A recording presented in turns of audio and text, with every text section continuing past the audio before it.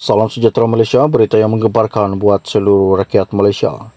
Baru-baru ni, Ahli Majlis Kerja Tertinggi MKT UMNO, Muhammad Puat Zarkashi mempersoalkan SPRM bahawa yang masih gagal mengesan menantu Muhyiddin iaitu Muhammad Adlan Berhan yang telah menghilangkan diri sejak Mei 2023. SPRM dakwa mereka masih gagal mengesan menantu Muhyiddin, Muhammad Adlan Berhan dan Peguam Mansor Saad di mana mereka. Dan memang pelik, ingatkan SPRM ada cukup peralatan canggih dan perisikan hebat untuk mengesan penjenayah sampai ke lubang cacing katanya. Semalam SPRM telah memaklumkan pihaknya bahawa mereka masih gagal mengesan Muhammad Adlan yang merupakan seorang ahli perniagaan untuk didakwa di mahkamah atas pertuduhan pecah amanah. Muhammad Adlan tidak dapat dikesan untuk dibawa balik ke Malaysia, katanya Ketua Pesuruhjaya SPRM Azam Baki baru-baru ini. Walaupun SPRM pada Jun lalu memaklumkan bahawa pada 13 Jun lalu SPRM telah menyatakan bahawa cuba mendapatkan kerjasama polis antarabangsa dan pihak berkuasa lain bagi memburu Muhammad Adlan. Mengulas lanjut, Puat membangkitkan kemampuan SPRM sebelum ini yang berjaya merakam perbualan bekas Perdana Menteri Najib Razak dengan Putra Mahkota Emirati Arab Saudi. Dia juga merujuk tindakan Ketua Pesuruhjaya SPRM sebelum ini yang mendedahkan rakaman audio beberapa perbualan telefon membabitkan Najib berkaitan dengan skandal 1MDB. Antaranya adalah perbualan Najib dengan bekas Ketua Pesuruhjaya SPRM dan antara Najib dengan seorang tokoh ternama dari UAE. Menurut Puat juga, jika SPRM mampu melakukannya sebelum ini, mereka seharusnya turut boleh mengesan perbualan Muhammad Adlan. Dan juga perbualan itu direkam ketika Najib masih Perdana Menteri. Sudah pasti perbualan telefon antara Muhammad dan anaknya direkam. Bila direkam, pasti lokasinya diketahui. Ia memang misteri. Canggih sungguh tempat bersembunyi mereka, rupanya SPRM belum canggih. Soalnya baru-baru ini. Dan lebih mengejutkan lagi di mana baru-baru ini, Puat ada mengatakan bahawa PAS sanggup berubah menjadi parti liberal apabila membuka keahlian bersekutunya kepada semua agama kecuali ateis, kata Ahli Majlis Kerja Tertinggi itu, iaitu Muhammad Puat Zarkashi.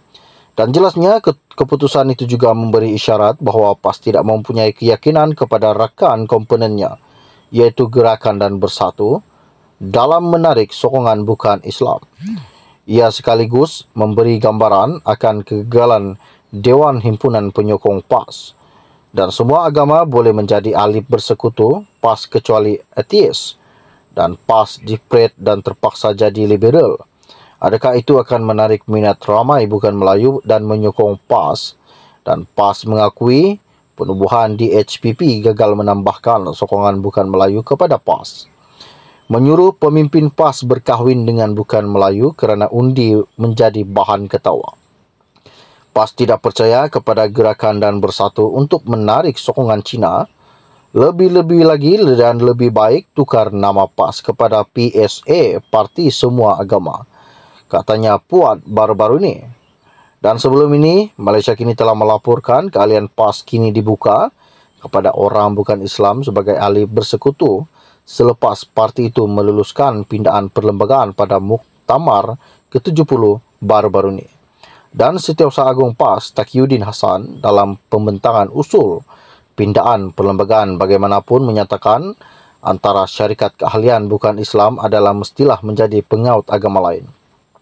Katanya, seorang yang tidak mempunyai agama atau ateis tidak layak menjadi ahli bersekutu PAS.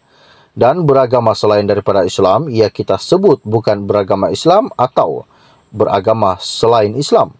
Dan maksudnya, seseorang nak menjadi ahli bersekutu PAS mesti beragama, sama ada Hindu, Kristian, Buddha dan mesti jadi ahli agama apa sahaja yang ada dalam dunia ini.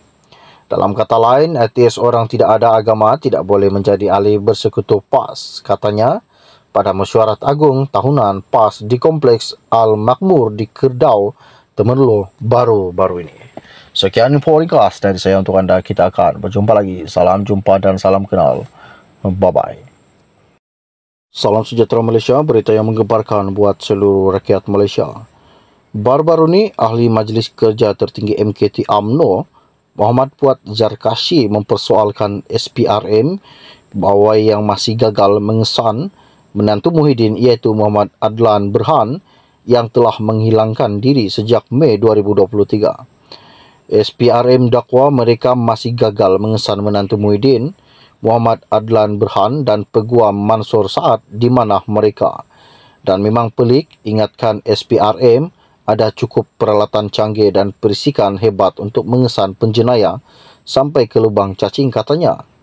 Semalam SPRM telah memaklumkan pihaknya bahawa mereka masih gagal mengesan Muhammad Adlan yang merupakan seorang ahli perniagaan untuk didakwa di mahkamah atas pertuduhan pecah amanah.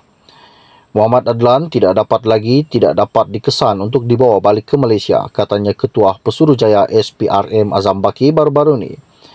Walaupun SPRM pada Jun lalu memaklumkan bahawa pada 13 Jun lalu SPRM telah menyatakan bahawa cuba mendapatkan kerjasama polis antarabangsa dan pihak berkuasa lain bagi memburu Muhammad Adlan. Mengulas lanjut, Puat membangkitkan kemampuan SPRM sebelum ini yang berjaya merakam perbualan bekas Perdana Menteri Najib Razak dengan putra mahkota Emirati Arab Saudi. Dia juga merujuk tindakan Ketua Pesuruhjaya SPRM sebelum ini yang mendedahkan rakaman audio beberapa perbualan telefon membabitkan Najib berkaitan dengan skandal 1MDB. Antaranya adalah perbualan Najib dengan bekas Ketua Pesuruhjaya SPRM dan antara Najib dengan seorang tokoh ternama dari UAE. Menurut Puat juga, jika SPRM mampu melakukannya sebelum ini, mereka seharusnya turut boleh mengesan perbualan Muhammad Adlan. Dan juga perbualan itu direkam ketika Najib masih Perdana Menteri. Sudah pasti perbualan telefon antara Muhammad dan anaknya direkam. Bila direkam, pasti lokasinya diketahui. Ia memang misteri. Canggih sungguh tempat bersembunyi mereka, rupanya SPRM belum canggih. Soalnya baru-baru ini. Dan lebih mengejutkan lagi di mana baru-baru ini, Puat ada mengatakan bahawa PAS sanggup berubah menjadi parti liberal apabila membuka keahlian bersekutunya kepada semua agama kecuali ateis, kata ahli Majlis Kerja Tertinggi itu, iaitu Muhammad Puat Zarkashi. Dan jelasnya keputusan itu juga memberi isyarat bahawa PAS tidak mempunyai keyakinan kepada rakan komponennya, iaitu Gerakan dan Bersatu, dalam menarik sokongan bukan Islam. Ia sekaligus memberi gambaran akan kegagalan Dewan Himpunan Penyokong PAS. Dan semua agama boleh menjadi ahli bersekutu, PAS kecuali ateis. Dan PAS dipret dan terpaksa jadi liberal. Adakah itu akan menarik minat ramai bukan Melayu dan menyokong PAS? Dan PAS mengakui penubuhan di HPP gagal menambahkan sokongan bukan Melayu kepada PAS. Menyuruh pemimpin PAS berkahwin dengan bukan Melayu kerana undi menjadi bahan ketawa. PAS tidak percaya kepada Gerakan dan Bersatu untuk menarik sokongan Cina. Lebih-lebih lagi dan lebih baik tukar nama PAS kepada PSA, Parti Semua Agama, katanya Puat baru-baru ini. Dan sebelum ini, Malaysia kini telah melaporkan keahlian PAS kini dibuka kepada orang bukan Islam sebagai ahli bersekutu selepas parti itu meluluskan pindaan perlembagaan pada Muktamar ke-70 baru-baru ini. Dan Setiausaha Agung PAS Taqiyuddin Hassan dalam pembentangan usul pindaan perlembagaan bagaimanapun menyatakan antara syarikat keahlian bukan Islam adalah mestilah menjadi pengaut agama lain. Katanya, seorang yang tidak mempunyai agama atau ateis tidak layak menjadi ahli bersekutu PAS. Dan beragama selain daripada Islam, ia kita sebut bukan beragama Islam atau beragama selain Islam.